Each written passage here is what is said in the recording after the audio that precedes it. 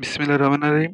কোনো বই 40 টাকায় বিক্রয় করলে 20% ক্ষতি হয়, কত টাকায় বিক্রয় করলে 40% লাভ হবে? এ ধরনের অঙ্ক করতে হলে আমাদের এখানে বিক্রয় 40 টাকা হচ্ছে বিক্রয় মূল্য, আমরা ক্রয় মূল্য বের করে নিতে হবে। তাহলে আমরা ক্রয় মূল্য বের করে নিই। ক্রয় মূল্য ক্রয় মূল্য 40 গুণন, যেহেতু ক্ষতি হয়েছে তাহলে 100 পরে নিচে 80, দুই দিকে 2 50, তাহলে ক্রয় মূল্য হচ্ছে 50 টাকা।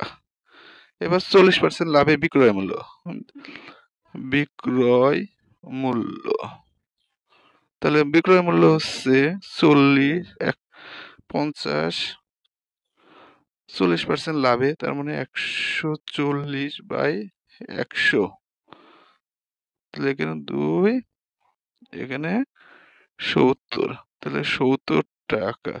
আমাদের চাইছে হচ্ছে বিক্রয় মূল্য, বিক্রয় মূল্য চাইছে, তাহলে 70, উত্তর হচ্ছে 70 টাকা।